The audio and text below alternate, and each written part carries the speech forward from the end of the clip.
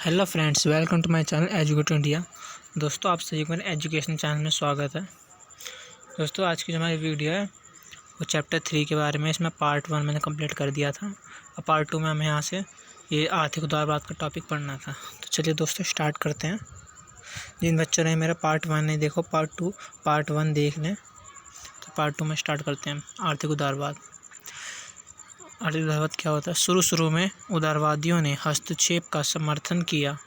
Adam Smith, Malthus और रिकार्डो आदि अर्थशास्त्रियों का यह विचार था कि व्यक्ति अपने हानि लाभ को स्वयं अच्छी तरह समझता है।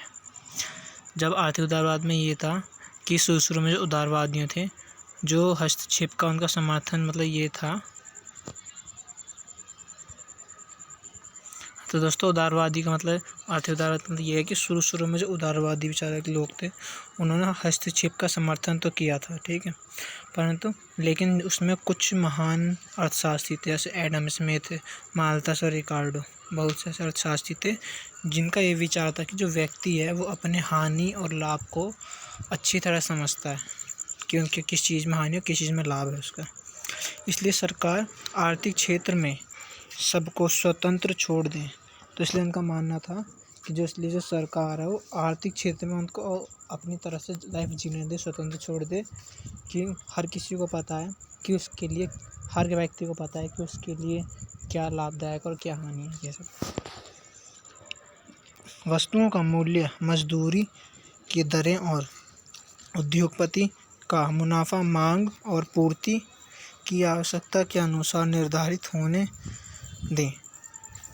मतलब ये है कि जो वस्तुओं का जो मूल्य है, मजदूरी, उनकी दरें और उद्योगपति का जो मुनाफा है, वो उनकी मांग और पूर्ति की, जिस तरह से उसकी मांग हो रही है, जिस तरह मतलब लोगों को उसकी जितनी ज़्यादा आवश्यकता, उसके अकॉर्डिंग उसका जो मूल्य है, उसका जो प्राइस है, वो उन पे छूट दिया है। निर्धारित करना कि यहाँ पे इनके अकॉर्डिंग जितनी ज़्यादा मांग है उतना सस्ता होगा, जितनी इजीली चीज़ मिल रही है उतना सस्ता होगा, जितनी डिफ़िकल्टी चाहिए, जितनी चीज़ मुश्किल से मिल रही है उतना थोड़ा प्राइस महंगा होगा, उसके अकॉर्डिंग।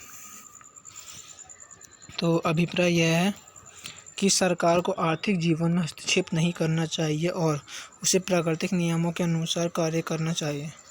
तो इसने अभी ऊपर का एकदम निचोड़ बताया शॉर्ट में कि सरकार को जो है ना, आर्थिक जीवन में हस्तक्षेप नहीं करना चाहिए और उसे अपने मतलब कहना चाहिए कि जो सरकार को किसी भी व्यक्ति के जो आर्थिक जीवन में हस्तक्षेप नहीं करना चाहिए, बल्कि उससे प्राकृतिक नियमों के अनुसार छोड़ देना चाहिए। ये आयात और निर्यात पर प्रतिबंध नहीं आयात और निर्यात पर प्रतिबंध उचित नहीं है। कोई भी चीज़ का आयात और निर्यात हो रहा है, उस पर प्रतिबंध हमें नहीं प्रतिबंध लगाना सही नहीं होगा। दूसरे देश से हमें कोई चीज़ मंगानी है, अपने देश से दूसरे देश में भेजनी है, तो इस चीज़ पर प्रतिबंध लगाना ये उचित नहीं है। तो सरकार को इस पर भी थोड़ा ध्यान देना चाहिए। अब आता है इसमें अगला पॉइंट, हस्तक्षेप की नीति। हस्तक्षेप की नीति में बताया गया, हस्तक्षेप की नीति से मजदूरों की स्थिति बहुत दयनीय व निरीह हो गई। हस्तक्षेप की नीति मतलब है कि हस्तक्षेप की नीति से मतलब यह है कि किसी भी चीज़ के अंदर सरकार का हस्तक्षेप ना होना। हस्तक्षेप की नीति जो है ना, मजदूरों की स्थिति बहुत दयनीय और वह निरीह हो गई। हाँ, तो हस्तक्षेप मतलब ये होता है, लेकिन आर्थिक चीज़ों में हस्तक्षेप नहीं करना चाहिए। आर्थिक जो चीज़ होती है उसमें हस्तक्षेप नहीं करना चाहिए, बल्कि बाकी चीज़ों में तो हस्तक्षेप करना चाहिए। जैसे मैंने कहा कि हस्तक्षेप की जो नीति होती है, मतलब सरकार किसी भी नीति में हस्तक्षेप ना करे। जैसा अगर सरकार उसमें हस्तक्षेप नहीं करेगी, तो कोई इंसान अपने लिए नीति बनाएगा तो अपने समाज या अपने वर्ग टाइप के लोगों के लिए ज़्यादा उसमें लाभदायक रहेगा, बाकियों के लिए नहीं। तो इसमें सरकार का हस्तक्षेप करना ज़रूरी है। अगर नहीं हो तो ऐसे बताया इसने कि जैसे सरकार ने हस्तक्षेप की नीति अपनाई तो उससे मजदूरों की स्थिति जो है और ज़्यादा ख़राब और बेकार हो गई है।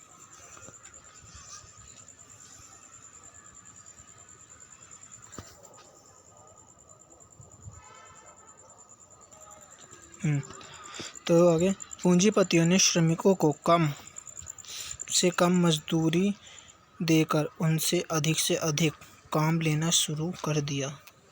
तो इसका हस्तक्षेप की नीति अपनाए सरकार, क्या फ़ायदा होगा कि जो पूंजीपति लोग हैं, जो उद्योगपति लोग हैं, वो मज़दूर से काम तो ज़्यादा करवाते पर लेकिन जो उनकी जो मज़दूरी है वो कम देते हैं, कम मज़दूरी में ज़्यादा काम करवाते हैं।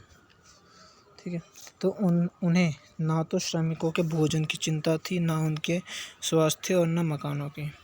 तो उनसे इतना कम करवाते, ना तो उन्हें उनकी भोजन की चिंता होती कि लोग क्या नाम है वो खाना कब खाएंगे, उनका स्वास्थ्य वगैरह इतना काम करेंगे वो ठीक रहेगा, और उन्हें मकान वगैरह की कोई चिंता नहीं थी, उन्हें सिर्फ अपने काम से मतलब था। तो इसीलिए बाद के उदारवादियों ने श्रमिकों को संरक्षण देने की बात की। तो बाद में जो उदारवादी विचारधारा ने जो श्रमिक हैं, मतलब मजदूर वगैरह हैं, उनको संरक्षण देने की बात की कि उनके साथ जो शोषण हो रहा है उसको शोषण ना हो, उस शोषण को रोका जाए। आता है अगला point. Bentham, John Stuart Mill तथा टी.एच. ग्रीन जैसे उदारवादियों ने स्पष्टतः यह स्वीकार किया कि आर्थिक मामलों में सरकार की भी एक महत्वपूर्ण भूमिका होती है। तो पहले तो यह हस्तक्षेप के लिए मना कर रहे थे, पर अब जैसे जैसे इनके हालात हुए तो इसमें बेंथम, जॉन स्टुअर्ट मिल और टी.एच. ग्रीन जैसे उदारवादी हैं ना, उन्होंने एकदम स्पष्ट कहा है, स्वीकार किया है इस बात को कि जो आर्थिक मामलों में जो सरकार की जो भूमिका होती है वो भी काफ़ी महत्वपूर्ण होती है। अनिवार्य सेवाएं जुटाना राज्य का कर्तव्य है। जो सेवाएं जरूरी है, कंपल्सरी लोगों के लिए, उन सेवाओं को जुटाना सरकार का कर्तव्य है। परंतु उदारवाद समूचे आर्थिक जीवन में राज्य के हस्तक्षेप को कदापि स्वीकार नहीं करता। इसने एक बात हुई है, लेकिन जो उदारवाद ने बात कही है, लेकिन कि आर्थिक जीवन में जो है ना राज्य के हस्तक्षेप को कदापि स्वीकार नहीं करता। इसका कहने मतलब ये है कि सरकार हस्तक्षेप करे, पर वहाँ पर जहाँ पर उसके लिए अनिवार्य कोई चीज़ है, ये नहीं उसके आर्थिक जीवन में कि सरकार हस्तक्षेप करे। ये जो उदारवादी लोगों को बिल्कुल भी पसंद नहीं है, बिल्कुल भी स्वीकार नहीं है। वह आर्थिक क्षेत्र में प्रतियोगिता को बढ़ावा देने के पक्ष में है। हाँ, उदारवाद जो आर्थिक क्षेत्र में ज़्यादा कॉम्पिटिटर्स या प्रतियोगिताओं को, जो प्रतियोगी होती हैं प्रतियोगिता को बढ़ावा देने के पक्ष में है। वो चाहते हैं कि जितनी ज़्यादा कॉम्पिटिटर्स होंगे उतना ज़्यादा अच्छा होगा लोगों के लिए, जितनी ज़्यादा प्रतियोगिताएं होंगी इसके लिए। अब अगला पॉइंट, अमर्यादित पूंजीवाद न केवल शोषण को जन्म देता है बल्कि धन की बर्बादी का भी कारण बनता है। जो अमर्यादित पूंजीवाद होता है वो खाली शोषण को जन्म देता बल्कि शोषण के साथ साथ वो धन की बर्बादी का भी कारण बन जाता है। तो आपका ये एक पॉइंट हो सकता है कि अगर क्वेश्चन आता है अमर्यादित पूंजीवाद क्या होता है, तो अमर्यादित पूंजीवाद वह पूंजीवाद होता है जिसमें ना कि मजदूरों का या किसी भी मजदूरों का शोषण होता है और साथ ही साथ धन की बर्बादी भी होती है। ये तो इसलिए आधुनिक उदारवादी लेखक आर्थिक नियोजन के पक्ष में हैं। इसलिए जो आधुनिक उदारवादी लेखक है, जो आधुनिक मतलब अब के टाइम के जो उदारवादी लेखक हैं, वो आर्थिक नियोजन के पक्ष में है कि किसी भी आर्थिक चीज़ की प्लानिंग करके चलना पहले से उसके पक्ष में है। जैसे एक हम छोटी सी फैमिली मान लेते हैं, उसके अंदर अब जो औरतें होती है अपना घर चलाती हैं, तो उसको पहले ही मैनेज कर लेती कि हाँ मेरा इतने का घर का राशन आएगा, इतना ये आएगा, इतना आएगा। इस तरह सरकार को भी देश के लिए पहले प्लानिंग करनी चाहिए आर्थिक रूप से कि हाँ भाई इस चीज़ के लिए यहाँ खर्च होगा, इस चीज़ के लिए यहाँ खर्च होगा। ये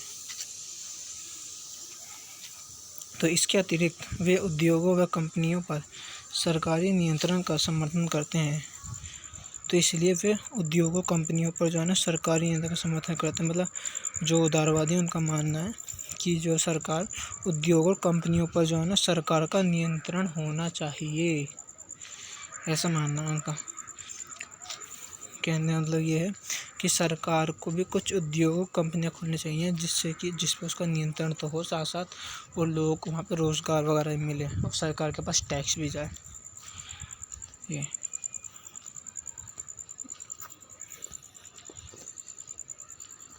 हाँ दोस्तों, अगला पॉइंट ये है, वैवाहिक दृष्टि से देखें तो उदारवादी लोकतंत्रीय राज्यों में कई महत्वपूर्ण धंधों पर सरकार का आधिपत्य स्थापित हो चुका है।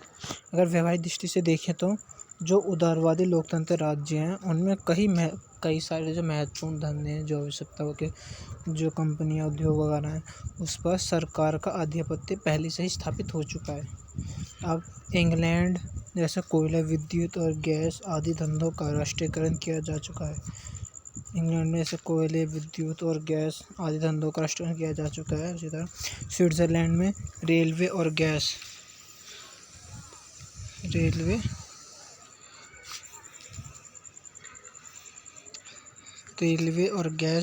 और विद्युत शक्ति पर सरकार का ही नियंत्रण है। तो स्विट्जरलैंड में भी, जहाँ पर स्विट्जरलैंड में सरकार रेलवे, गैस और विद्युत शक्ति जो शक्ति तीनों पर वहाँ पर सरकार का नियंत्रण है। फ्रांस में हवाई जहाज़ और मोटर गाड़ियाँ बनाने वाली कई कंपनियों को सरकार ने अपने हाथ में ले लिया है। तो फ्रांस में भी ले चुके हैं। तो यहाँ पे एग्जाम्पल बताएं कुछ। तथा पश्चिमी जर्मनी का संविधान समाजवाद के आदर्श को स्वीकार करता है। तो यहाँ तक तो इसने बताया। अब आगे बताता है जो पश्चिमी जो जर्मनी है वहाँ का जो संविधान है वो समाजवाद के आदर्श को कहता है। किसका मतलब क्या समाजवाद मतलब होता है कि वो चीज़ जो पूरे समाज के लिए की जाए, ना कि किसी एक खास तबके के लिए, मतलब ना किसी एक खास वर्ग के लिए, एक किसी जाति के लिए, पूरे समाज के लिए। तो उस आदर्श को मानता है पश्चिमी जर्मनी। अब उदारवाद के प्रमुख लक्षण। उदारवाद के क्या क्या लक्षण होते हैं। पहला है सत्ता के लिए खुलकर प्रतियोगिता। ये हमने पहले पढ़ा। उनका मानना है कि वो उसके पक्ष में है कि प्रतियोगिता होनी चाहिए। जितनी ज़्यादा प्रतियोगिता होगा उतनी ज़्यादा लोगों के लिए अच्छा होगा। सत्ता के लिए सत्ता मतलब कहने लगे लोगों के सामने जितने ज़्यादा ऑप्शन होंगे चूज़ करने के, लोग उसमें से ज़्यादा इकट्ठा अच्छा चुन सकते हैं। तो अब आता है, इसको हम डिफाइन करते हैं सत्ता के लिए प्रतियोगिता। पॉइंट में उदारवादी विचारकों का मानना है कि परिवार, शिक्षण संस्थाएं, जनसंपर्क यानी प्रचार के साधन और राजनीतिक दल, ये सभी मतदान के आचरण को प्रभावित करते हैं। जरूरी यह है कि वे सब स्वतंत्र वातावरण में फूले फलें। तो उदारवादी विचारों का मानना है कि जो परिवार, शिक्षण संस्थाएं, जनसंपर्क यानी प्रचार के साधन, राजनीतिक दल, ये सभी जो मतदान आचरण को प्रभावित करते हैं, मतलब वोटिंग को तो प्रभावित करते हैं, मतदान को प्रभावित करते हैं, ठीक है। लेकिन ज़रूरी ये भी है कि वे सब स्वतंत्र वातावरण मतलब एकदम साफ वातावरण, दूषित प्रदूषण वगैरह ना हो, साफ चीज़ मिले, ये सब। और दूसरा पॉइंट में जनसंपर्क के साधनों को सरकार के व्यापक नियंत्रण से मुक्त रखा जाए। जो जनसंपर्क के साधन है, तो जो लोगों के लिए साधन है, उसको सरकार के व्यापक नियंत्रण से मुक्त रखा जाए। मतलब उनका जो ज़्यादा मात्रा में जो उस पर नियंत्रण होता है सरकार का, उससे उसको मुक्त रखा जाए, लोगों को दिया जाए। राजनीतिक दलों के गठन पर प्रतिबंध नहीं होना चाहिए। जो राजनीतिक दल हैं उनके गठन पर, मतलब राजनीतिक दलों को बनाने में कोई भी पाबंदी वगैरह नहीं होनी चाहिए। और साथ ही दलों को अपनी बात कहने की छूट दी जाए। दोस्तों सॉरी, बात लिखना शायद मैं भूल गया था, तो यहाँ बात आएगा। तो अपनी बात कहने की छूट मतलब इसका मतलब है कि सरकार को कोई भी किसी भी तरह का राजनीतिक जो दल है उसके बनाने की छूट होनी चाहिए, और साथ साथ अपनी बात रखने की भी छूट होनी चाहिए, कोई पाबंदी नहीं होनी चाहिए। तो दोस्तों इसमें आगे, यदि वे सभी व्यवस्थाएं विद्यमान नहीं हैं तो मतदान या चुनाव केवल दिखावा बनकर रह जाएगा। कि सरकार अगर राजनीतिक दल नहीं बनने देती और उनको कहने कोई हक नहीं होता, अधिकार नहीं है, तो सभी व्यवस्थाएं जो है, मतलब ये सभी व्यवस्था अगर पॉसिबल नहीं है तो मतदान या फिर चुनाव जो खाली दिखावे के लिए रह जाएगा बस। चुनाव प्रक्रिया का सूक्ष्म विश्लेषण हालांकि यही दर्शाता है। अगला पॉइंट, नेतृत्व की आवश्यकता पर तो उदारवादी विचारक अवश्य बल देते हैं। जो नेतृत्व की आवश्यकता है उस पर उदारवादी जो है विचारक जो होते हैं वो अवश्य बल देते हैं, परंतु उनका कहना यह है कि उदार लोकतंत्र व्यवस्था में विभिन्न व्यक्ति और दल सत्ता प्राप्ति के लिए प्रतियोगिता कर सकते हैं। ठीक है, तो वो जो साथ में जो नेतृत्व किया सकता है उस पर तो बल दे देते हैं उदारवादी विचारक। लेकिन उनका कहना ये भी है कि जो उदार लोकतंत्र व्यवस्था है उसमें विभिन्न व्यक्ति और दल जो है वो सत्ता प्राप्ति के लिए प्रतियोगिता कर सकते हैं, किसी के लिए मना नहीं है, कोई भी व्यक्ति कर सकता है। हालांकि इसमें अंतर्निहित पूर्वाग्रहों को भी उदारवाद स्वीकार करता है। हालांकि इसके अंदर जो कुछ पूर्वाग्रह है उदारवाद उसको स्वीकार करता है। इसके अतिरिक्त राजनीति सत्ता से संबंधित जो पद हैं उनके लिए चुनाव या नियुक्तियां छिपाव या दुराव के साथ नहीं बल्कि खुले रूप में होती हैं। इसके अतिरिक्त बताया उसने कि जो राजनीतिक सत्ता है उसमें जो भी पद हैं उनके लिए चुनाव या नियुक्तियां जो होती हैं वो किसी भी से छुपा के नहीं चाहिए बल्कि वो एकदम खुले रूप में होती हैं। मतलब सबके सामने सबको पता होता है कि हाँ ये चीज़ है। परंतु यहाँ भी यह संकीर्ण और संकोचित हाथों में ही सीमित रहती है। लेकिन यहाँ पर भी यही बात है कि यहाँ पर ये कुछ लोगों के हाथों में ही सीमित होती है, पूरे उसके हाथों में सीमित नहीं होती, सरकार हाथों में सीमित ना होकर। अब राजनीतिक निर्णय, इसमें दूसरा पॉइंट आता है हमारा राजनीतिक निर्णय जो हमने पढ़ा था उदारवाद के प्रमुख लक्षण। पहला था सत्ता के लिए खुलकर प्रतियोगिता। अब राजनीतिक निर्णय पढ़ते हैं हम। इसमें पॉइंट है उदारवादी सरकारें मुख्यतः व्यक्तिगत स्वतंत्रता में आस्था रखती हैं। जो उदारवादी सरकारें हैं वो ज़्यादा अगर देखा जाए तो मेन तौर पे वो व्यक्तिगत स्वतंत्रता होती है उसमें आस्थाएं रखती हैं। अखबार, रेडियो और टेलीविज़न जो सरकार का एक अधिकार से मुक्त रहते हैं। जो अखबार हो गया, रेडियो हो गया, टेलीविज़न, ये जो सब सरकार के अधिकार से मुक्त रहते हैं। मतलब इन पर सरकार का कोई दबाव नहीं रहता कि अब जो ये वो जो सच्चाई देखते हैं वही छापते हैं, दिखाते हैं। काफ़ी सीमा तक राजनीतिक निर्णयों को प्रभावित करते हैं। काफ़ी ज़्यादा मात्रा में राजनीतिक जो निर्णय होता है उनको प्रभावित भी करते हैं। इसके अतिरिक्त ट्रेड यूनियन, धार्मिक समुदाय और अन्य संघ या संस्थाएं भी सरकार की आलोचना करने की स्वतंत्रता रखती हैं। न्यूज़पेपर, रेडियो वगैरह के साथ साथ जो ट्रेड यूनियन, धार्मिक समुदाय या फिर कोई भी संघ या संस्थाएं वो सरकार की आलोचना करने के लिए स्वतंत्र होती हैं। फलस्वरूप वे सरकारी निर्णयों को प्रभावित करने की क्षमता रखती हैं। तो उसका फलस्वरूप देखें तो वे जो सरकार के जो निर्णय हैं उसको प्रभावित करने की क्षमता भी रखती हैं। अब अगला पॉइंट है बोफोर्स, पनडुब्बी आदि कांडों ने जिन्हें अखबारों ने भारत में उजागर किया, भारतीय राजनीति रंगमंच को झंझोर कर रख दिया, इसमें संदेह नहीं। बोफोर्स, पनडुब्बी आदि जैसे कांड हैं जिन्हें अखबारों ने जो है भारत सामने उजागर किया, ठीक है, और राजनीति को एकदम झंझोर कर रख दिया, इस बात में कोई संदेह भी नहीं है। इस कुछ ऐसे भी कांड हुए हैं। इसी तरह इंग्लैंड और अमेरिका सरीखे उदारवादी देशों में प्रभावक गुट भी सरकारी निर्णयों को प्रभावित करने में एक महत्वपूर्ण भूमिका निभाते हैं। तो इसी तरह जो इंग्लैंड हो गया, अमेरिका हो गया और बाकी उदारवादी देश हैं वो उनका जो प्रभाव गुट है वो सरकारी निर्णयों को प्रभावित करने में भी एक महत्वपूर्ण भूमिका निभाते हैं। इसके साथ ओके दोस्तों, आता है अगला पॉइंट इंग्लैंड के परफ्यूमों व अमेरिका के वाटरगेट कांडों ने इन देशों के राजनीतिक रंगमंच को जिस तरह प्रभावित किया वह सर्वविदित है। तो इंग्लैंड के ये दो कांड थे और यहाँ पे क्या कहते हैं भारत के बोफोर्स, पनडुब्बी वाला कांड था। एग्जाम्पल के तरह बताया है कि इसे इन्हें मीडिया ने किस तरह उजागर किया है, मीडिया अखबार इन्होंने किस तरह उजागर किया है। अतएव निर्णयों को लेने और उन्हें क्रियान्वित करने में नौकरशाही का भले ही एक महत्वपूर्ण हाथ रहा हो, परंतु उदारवादी राजनीति के अंतर्गत किसी भी गुट का राजनीति पर एकाधिकार नियंत्रण कायम नहीं हो पाता। तो ये कहना मतलब है कि कोई भी निर्णय फैसले लेने के लिए नौकरशाही का भले एक महत्वपूर्ण हाथ रहा हो, परंतु जो उदारवादी राजनीति है उसके अंतर्गत किसी भी गुट का जो है ना राजनीति पर एक ही अधिकार होना कायम नहीं है, मतलब एक अधिकार होना कायम नहीं है।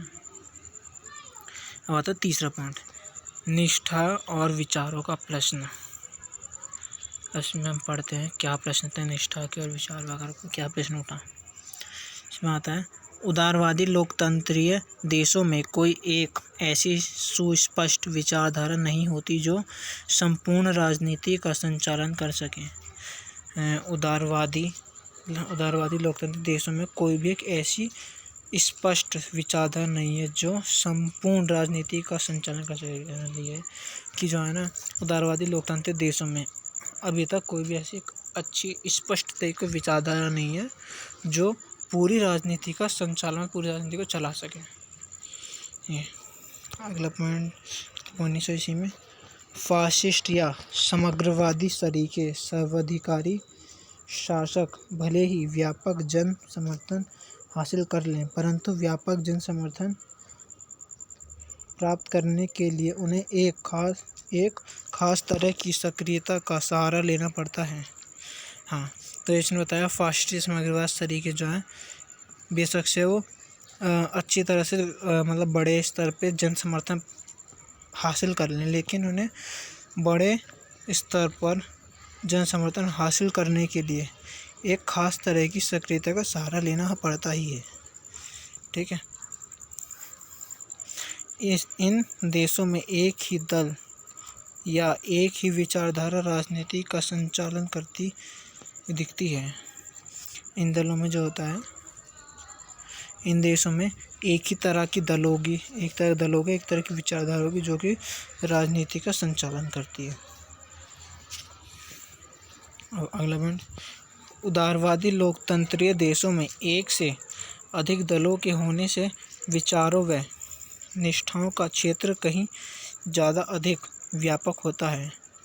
जो उदारवादी लोकतंत्री देश हैं उनमें एक से अधिक दलों के होने से विचारों और निष्ठाओं का जो क्षेत्र है वो कहीं ज़्यादा ही अधिक ऊंचे स्तर बड़े स्तर पर हो जाएगा, परंतु वास्तविकता सदैव यही होती है कि यह जरूरी नहीं है।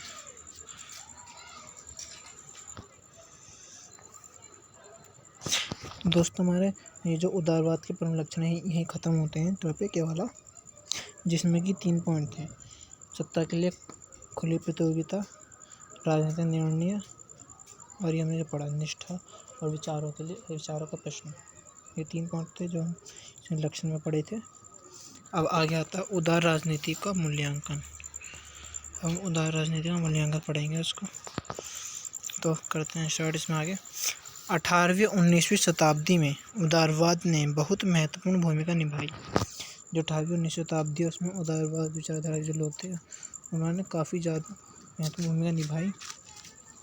राजनीतिक क्षेत्र में उदारवाद की मुख्य उपलब्धियां हैं प्रतिनिधि लोकतंत्र की स्थापना, स्वायत्त शासन के सिद्धांत का प्रचार, लोकतंत्र सत्ता के सिद्धांत की स्थापना तथा लोकमत पर विशेष बल दिया जाना। तो दोस्तों, इसमें बताया कि 18वीं शताब्दी में जो उदारवाद है उसने महत्वपूर्ण भूमिका निभाई, जिसमें कि कुछ मुख्य उपलब्धियां भी हासिल की, जिसमें से पता है पहले नंबर कुछ क्या मैं बताता हूँ। प्रतिनिधि लोकतंत्र की स्थापना की, स्वायत्त शासन के सिद्धांत का प्रचार किया, लोकतंत्र के बारे में बताया, लोक सत्ता के सिद्धांत की स्थापना की और लोकमत पर विशेष बल दिया। ये सब उसने इस टाइम पर काम किया। अब आगे सामाजिक क्षेत्र में उदारवादियों ने एक ऐसे समाज की स्थापना पर बल दिया जिसमें जाति, रंग, धर्म, भाषा व लिंग के आधार पर किसी को मानवोचित अधिकारों से वंचित ना किया जाए। तो दोस्तों, उसने सामाजिक क्षेत्र में उदारवादियों ने एक ऐसे समाज की स्थापना भी की थी जिसमें किसी के साथ कोई असमानता न बरती जाए, जैसे किसी जाति, रंग, धर्म, भाषा या उसके लिंग के आधार पर उसको किसी भी अधिकार से वंचित ना किया जाए। उसके साथ असमानता ना हो। उदारवादियों ने यह भी कहा है कि प्रत्येक राष्ट्र को स्वशासन का अधिकार मिलना चाहिए, कि जो प्रत्येक जो वो होता है, उदारवादी ने भी कहा कि हर राष्ट्र को उसके खुद के शासन का अधिकार मिलना चाहिए, मतलब कि उसे खुद अपने राज्य में शासन करने का अधिकार मिलना चाहिए। दूसरे शब्दों में उन्होंने साम्राज्यवादी शोषण की निंदा की। समझो कहता हूँ, उनका मानना ऐसा है कि जो साम्राज्यवादी शोषण होता है उसकी उन्होंने निंदा की है। आर्थिक क्षेत्र में इन विद्वानों ने विचारों के परिणाम स्वरूप पूंजीवाद को काफ़ी बढ़ावा दिया। आर्थिक क्षेत्र में इन विद्वानों के विचारों ने जो है ना पूंजीवाद को काफ़ी ज़्यादा बढ़ावा दिया है। हस्तक्षेप की नीति बड़े बड़े उद्योगों और कल कारखानों की स्थापना का कारण बनी। दोस्तों, ये अगला टॉपिक है मार्क्सवादियों का मत। हमने उधर पहले वो पढ़ा था, क्या था दोस्तों, हमने पहले टॉपिक पढ़ा था उदार राजनीति का मूल्यांकन। ठीक है, तो हम पढ़ेंगे मार्क्सवादियों का मत क्या था। तो दोस्तों स्टार्ट करते हैं। मार्क्सवादियों का कहना है कि उदारवादी देशों में जनता का शासन जैसी कोई चीज़ नहीं, क्योंकि राजनीति पर धन का प्रभुत्व कायम हो गया है।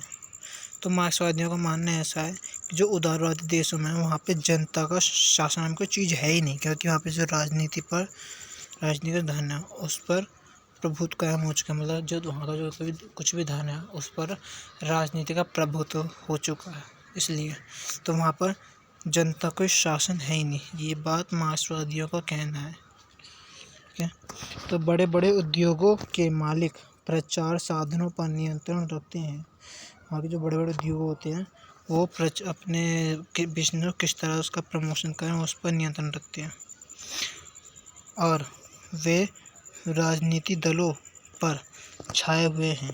इसलिए उदारवादी लोकतंत्र देशों की सरकार ऐसे कानून बनाती है जो उद्योगपति के हित में हो। तो मार्क्सवादियों का ऐसा मानना है कि वहाँ के जो उद्योगपति होते हैं वो अपने प्रचार के लिए जिसका प्रमोशन हो सके वहाँ के साधनों पर नियंत्रण रखते हैं, और वे राजनीतिक दलों पर छाए हुए हैं अच्छी तरह से।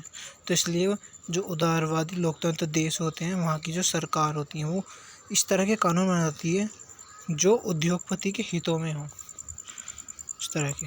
इस कारण पूंजीवादी व्यवस्था के अंतर्गत जनसाधारण के हितों की रक्षा संभव है ही नहीं। तो उनका इस तरह ही मानना है कि अगर इस तरह फैसले लिए जाएंगे जो उद्योगपति के हितों में हो तो इस पूंजीवादी व्यवस्था के अंदर जो है ना जनसाधारण के हितों का होना असंभव है, ऐसा मानना है उनका।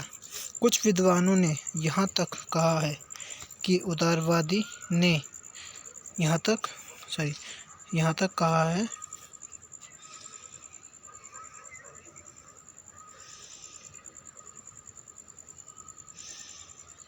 कि उदारवादी लोकतंत्र देशों में विचारों का स्वतंत्रता जैसे कोई भी चीज़ नहीं।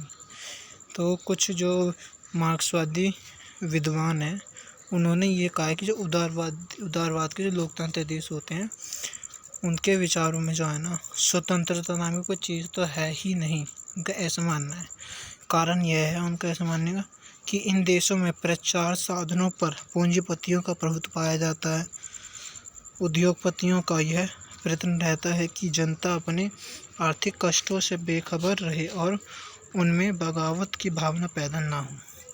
उनका यह मानने का रीज़न ये है कि वहाँ के जो उद्योगपति हैं उनका प्रभुत्व जो है वो प्रचार के साधनों पर है। ठीक है, और उनका ये प्रयत्न रहता है कि जनता जो अपने आर्थिक कष्टों से बेखबर रहे, मतलब उनका ध्यान उस पर ना जाए जिससे कि उनमें बगावत की भावना पैदा ना हो। कैसा मानना है। राजनीति के विषय में मार्क्सवादी दृष्टिकोण। अब हम राजनीति के विषय में पढ़ते हैं कि जो मार्क्सवादी दृष्टिकोण उसमें क्या कहना है उनका क्या नहीं। तो उसमें हमारा पहला पॉइंट है, मार्क्सवादियों ने राज्य को वर्गीय संरचना और राजनीति को संघर्ष के रूप में देखा है। जो मार्क्सवादी हैं उन्होंने राज्य को तो एक वर्ग की संरचना के रूप में देखा और राजनीति को एक संघर्ष के रूप में देखा है। ठीक है, उनके अनुसार वह वर्ग जो आर्थिक शक्ति से संपन्न होता है राजनीति के माध्यम से समाज के संपूर्ण राजनीतिक व सांस्कृतिक ढांचे पर छाया हुआ है। उनके अनुसार जो कोई भी वर्ग हो जो आर्थिक शक्ति से अच्छी तरह संपन्न है तो वो राजनीति के माध्यम से समाज के संपूर्ण राजनीतिक और सांस्कृतिक ढांचे पर छाया हुआ है अच्छी तरह से। ठीक है, और यह केवल अपने हितों की बात सोचता है, जनसाधारण के हितों से उसको कोई वास्ता नहीं होता। तो उनका मानना ऐसा है मार्क्सवादियों का कि जो कोई भी वर्ग आर्थिक शक्ति से संपन्न है वो राजनीति और समाज में एक अच्छी राजनीतिक और सांस्कृतिक ढांचे में छाया हुआ है। ठीक है, और यह जो है केवल मतलब जब छा जाता तो वो यह केवल जो है अपने हितों के बारे में सोचता है, जनसाधारण के हितों के बारे में नहीं सोचता। अब अगला पॉइंट में एंगल्स ने लिखा है इसके बारे में, राज्य उस यंत्र अथवा मशीन का नाम है जिसके द्वारा एक वर्ग दूसरे वर्ग का दमन करता है। तो ये एंगल्स ने राज्य को डिफाइन किया है कि राज्य क्या है। तो उनके अनुसार उन्होंने लिखा है कि जो राज्य एक यंत्र का नाम है, एक यंत्र ऐसी मशीन है जो जिसके द्वारा एक वर्ग जो दूसरे वर्ग का दमन यानी शोषण, एक वर्ग जो दूसरे वर्ग का शोषण करता है। हर युग में सरकार का लक्ष्य यह रहा है वह दिन दिन लोगों को सताए। ये मानना ऐसा उनका है, ये एंगल्स का मानना है ऐसा कि जो हर युग जो है सरकार का यह लक्ष्य रहा है कि जो है लोगों को धीरे धीरे सताना। इस वर्ग का कल्याण तब तक संभव नहीं जब तक कि सशस्त्र क्रांति के द्वारा राजसत्ता का कब्जा नहीं कर लेता। तो इनका ऐसे मानना है कि ये जो वर्ग होता है, ठीक है, उदारवाद वर्ग, उसका इस वर्ग का कल्याण तब तक नहीं हो सकता जब तक कि वे शस्त्रों के साथ क्रांति करके राजसत्ता पर कब्जा नहीं कर लेते। मतलब राजसत्ता मतलब लोगों का जो राजा उसको हटा के लोगों के द्वारा वो नहीं कर लेते हैं। राजसत्ता को हथियाए बिना उसका उद्धार नहीं होगा, यह एक ठोस एवं शाश्वत सच्चाई है। तो यहाँ पे पीछे पड़ा वो वैसे बताइए कि जो है अगर बिना राजसत्ता को हथियाए हुए लोगों का वहाँ पर उद्धार नहीं हो सकता, यही एक ठोस सच्चाई है उनके अनुसार। राजनीति के संबंध में मार्क्सवादी दृष्टिकोण की चर्चा निम्नलिखित शीर्षकों के अंतर्गत की जा सकती है। राजनीतिक संबंध में जो मार्क्सवादी दृष्टिकोण है उसकी चर्चा कई तरह के निम्नलिखित शीर्षकों के रूप में की जा सकती है। पढ़ते हैं किस तरह। पहला पॉइंट में इसमें बताया है राज्य एक वर्ग द्वारा दूसरे वर्ग को दबाने का साधन है। मार्क्सवाद की विचारधारा वो इसके शीर्षक में की जा सकती है एक्सप्लेन कि जो राज्य है वो एक वर्ग द्वारा दूसरे वर्ग को दबाने का साधन है। ठीक है, उसको एक्सप्लेन करते हैं हम नीचे।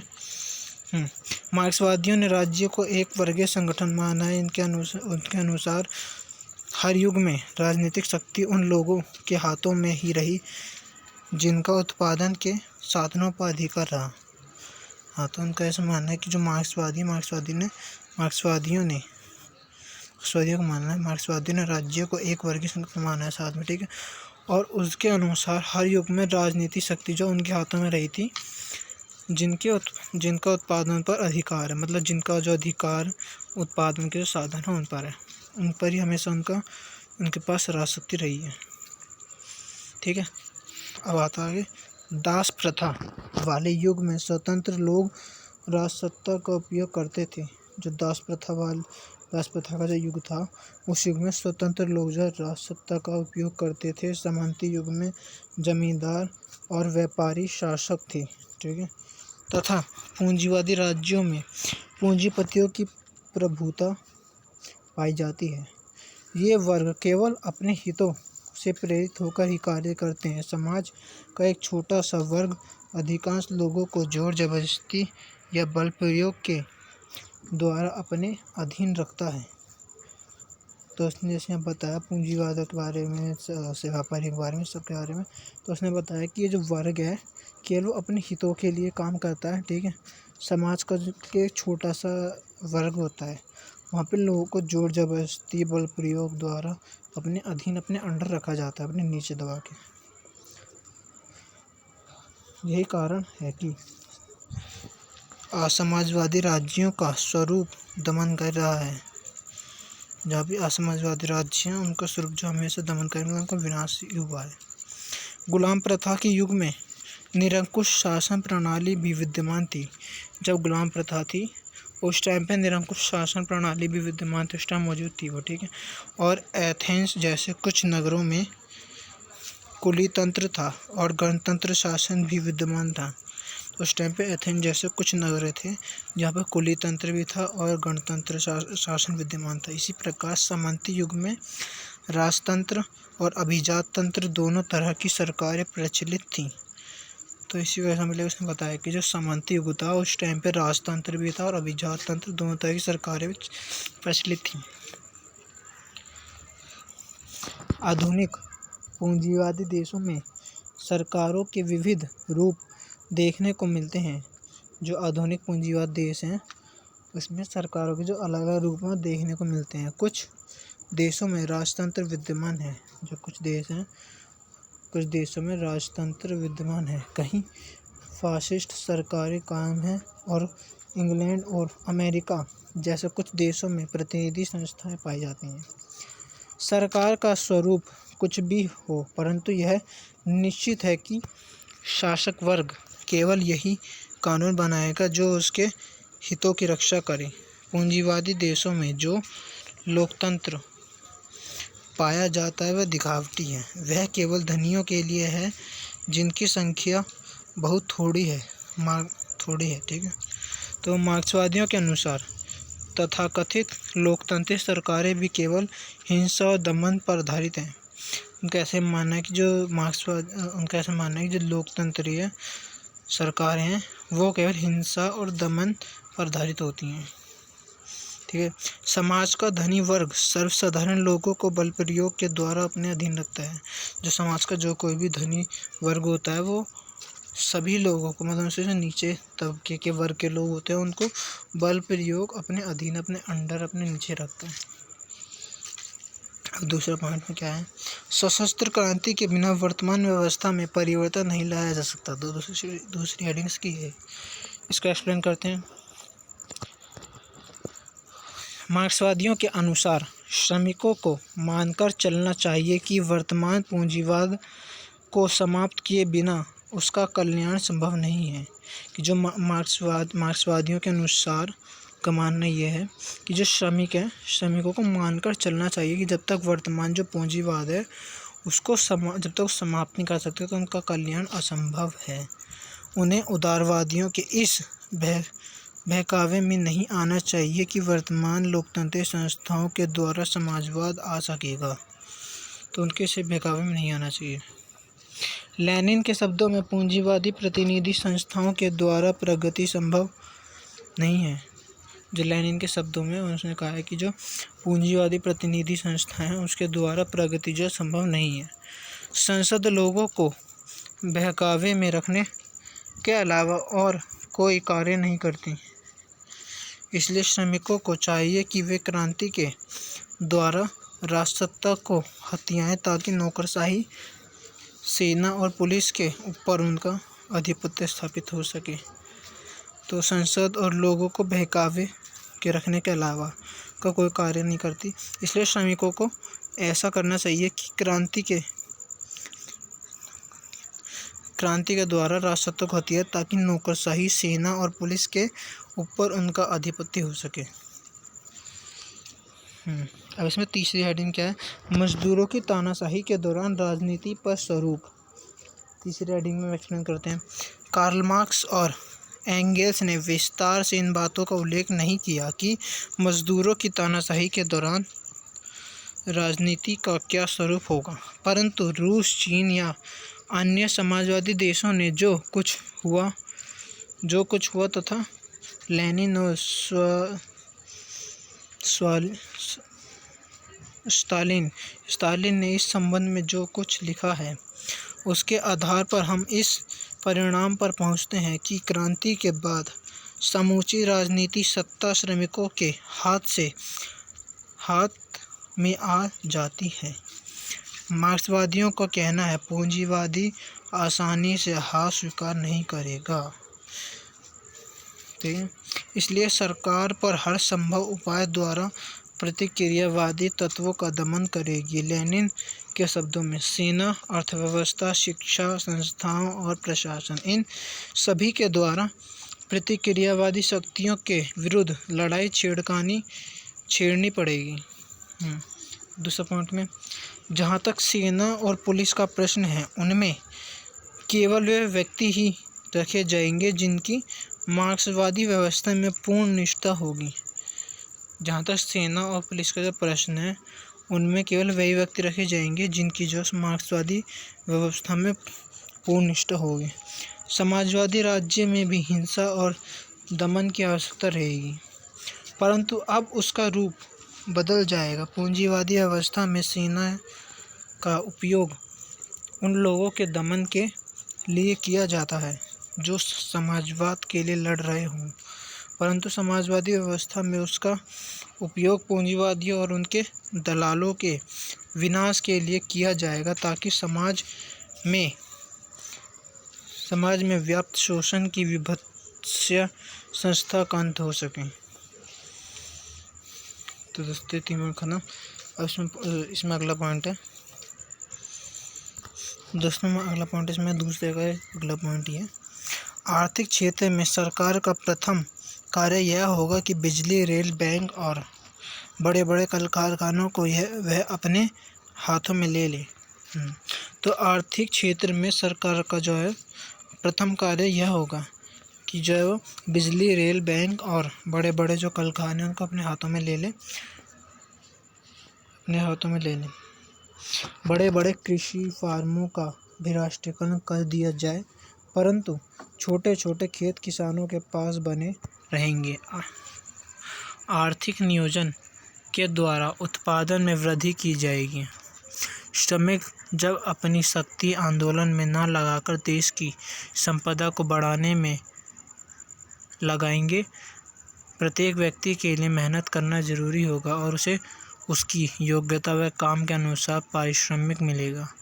यहाँ यह उल्लेखनीय है कि सोवियत रूस पहला ऐसा देश है जहाँ नागरिकों को काम पाने का अधिकार कानूनी आधार पर प्रदान किया गया।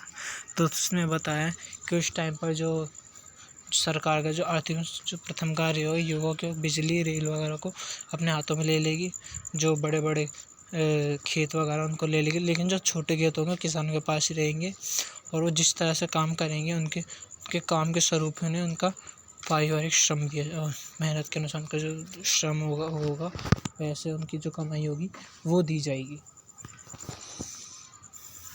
और दोस्तों जो सोवियत रूस है वो एक पहला देश है जहाँ पे नागरिकों को काम पाने का काम पाने का जो अधिकार है कानूनी आधार पर प्रदान किया गया है। चीनी जन गणराज्य में भी यह अधिकार लोगों को कानूनी आधार पर दिया गया है। जो चीन के जो लोग हैं वहाँ पे भी अधिकार जो है चीन के वहाँ पे भी जो अधिकार है कानूनी आधार पर दे दिया गया है। अगला पॉइंट, शिक्षण संस्थाओं व सांस्कृतिक समुदायों पर राज्य का बड़ा नियंत्रण होगा। जो शिक्षण संस्थाएं हो गई, सांस्कृतिक समुदाय हो गए, वहाँ पे भी जो राज्य का काफ़ी बड़ा नियंत्रण होना चाहिए राज्य का। शिक्षा का उद्देश्य समाजवादी विचारधारा को फैलाना होगा। जो समाजवादी विचारधारा है उसको फैलाना होगा शिक्षा का उद्देश्य। सोवियत संघ, चीन, पोलैंड आदि समाजवादी देशों में शिक्षण संस्थाएं पूर्णतः सरकार के नियंत्रण में हैं। ठीक है, इन देशों में संविधान नागरिकों को भाषण व प्रकाशन की स्वतंत्रता प्रदान करते हैं, किंतु साथ ही यह भी कहते हैं कि इन स्वतंत्रताओं का उपभोग श्रमिक वर्ग के हितों में किया जाना चाहिए। दूसरे शब्दों में ऐसे किसी विचार को अभिव्यक्ति की स्वतंत्रता नहीं दी जा सकती जो साम्यवादी दल की नीति से मेल न खाती हो। समाजवादी देशों में ट्रेड यूनियन, युवजन सभाएं, अखबार, टेलीविज़न और शिक्षण संस्थाएं केवल उन्हीं विचारों का प्रचार कर सकती है जो दल की मौलिक नीतियों के विरुद्ध ना हो।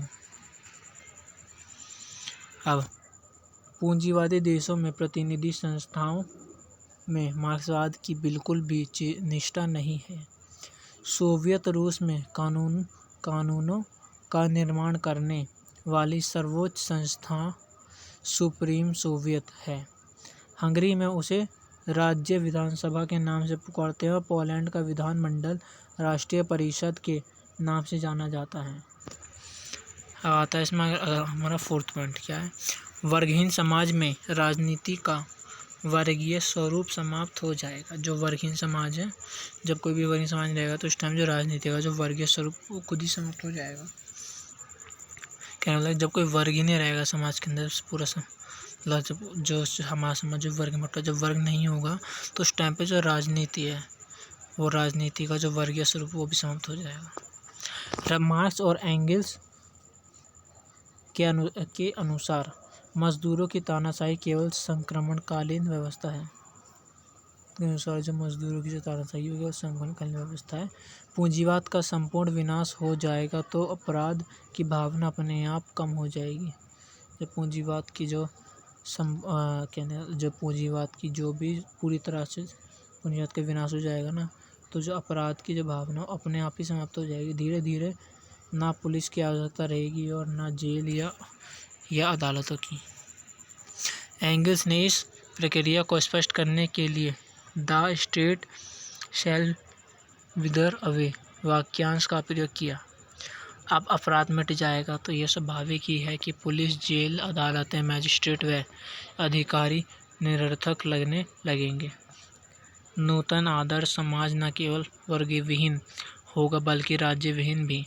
यह साम्यवाद की स्थिति होगी जो मार्क्सवादी शिक्षाओं का उपास्य लक्ष्य है।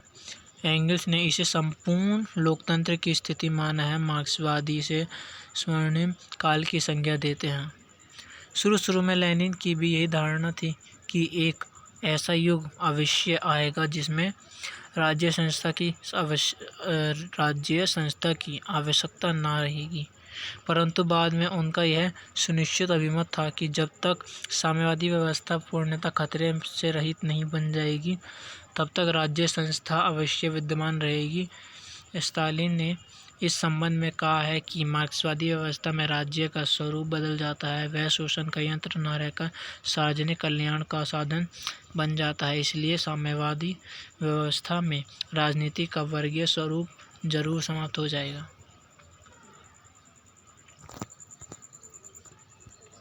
अगला पॉइंट है राजनीति प्रक्रिया का मार्क्सवादी दृष्टिकोण। अब मार्क्सवादी राजनीति के अंतर्गत वर्ग संघर्ष का क्रांति के सिद्धांत और श्रमिकों की तानाशाही का बहुत महत्वपूर्ण स्थान है। जो मार्क्सवादी राजनीति है उसके अंतर्गत जो है वर्ग संघर्ष, क्रांति के सिद्धांत और श्रमिकों की जो तानाशाही है उसका एक महत्वपूर्ण स्थान है अलग से। यहाँ हम इन तीनों पर संक्षिप्त रूप से विचार करेंगे। ठीक है, तो दोस्तों इसमें हमारा पहला पॉइंट है वर्ग संघर्ष।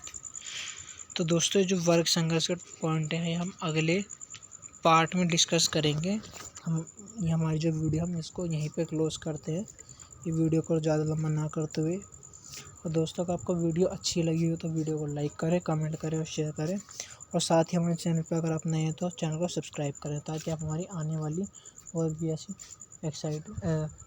ऐसी एजुकेशन की जो वीडियो देख सकें। दोस्तों अगर आपने इससे पहले पार्ट 1 की जो मैंने वीडियो बनाई थी वो नहीं देखी है तो आप देख लीजिए, और मैंने इसमें लेसन 1 की भी और 2 की वीडियो डाल रखी है, तो मैं डिस्क्रिप्शन लिंक दे दूँगा दोस्तों, आप वो भी देख लीजिएगा दोस्तों।